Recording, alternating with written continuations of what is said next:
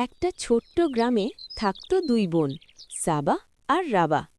দুজন দেখতে অনেকটা একরকম হলেও তাদের মনটা ছিল একদম আলাদা। সাবা ছিল খুব দয়ালু আর সৎ, আর রাবা ছিল একটু লোভী, নিজের সুবিধাটাই বেশি ভাবত। একদিন সকালে তাদের মা বললেন, মাগো, আমি একটু বাইরে যাচ্ছি, তোমরা ঘরে থাকো, আর কেউ দরজায় এলে সাবধানে কথা বলো। মা চলে যাওয়ার কিছুক্ষণ পর হঠাৎ দরজায় টকটক শব্দ হল। দূর। সাবা দরজা খুলে দেখে এক গরিব বৃদ্ধা চাচি দাঁড়িয়ে আছেন, তার হাতে একটা পুরনো থলে। চাচি বললেন, মা, আমি খুব ক্ষুধার্ত, একটু খাবার পেলে ভালো হতো। সাবা সাথে সাথে বলল, আপনি বসুন, আমি খাবার এনে দিচ্ছি। সে রান্নাঘর থেকে খাবার এনে চাচিকে দিল। রাবা চুপচাপ দাঁড়িয়ে সব দেখছিল। তার চোখ গেল চাচির থলের দিকে। সেই মনে মনে ভাবল, এই থলেতে কি আছে, যদি মূল্যবান কিছু থাকে। চাচি খাবার খেয়ে ধন্যবাদ জানিয়ে চলে গেলেন। কিছুক্ষণ পর রাবা দরজার পাশে একটা থলে দেখতে পেল।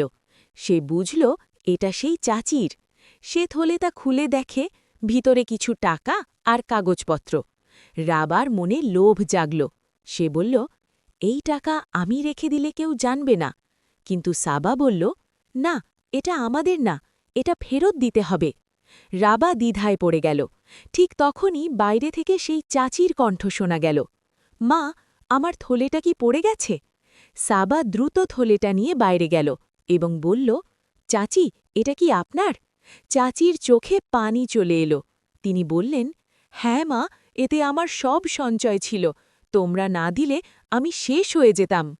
রাবা চুপচাপ দাঁড়িয়েছিল, তার মনটা কেঁপে উঠল।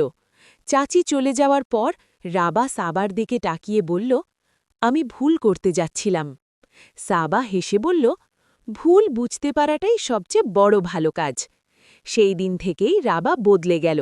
সে আর কখনো লোভ করেনি, সব সময় সত্য আর ভালো কাজের পথে চলতে লাগল।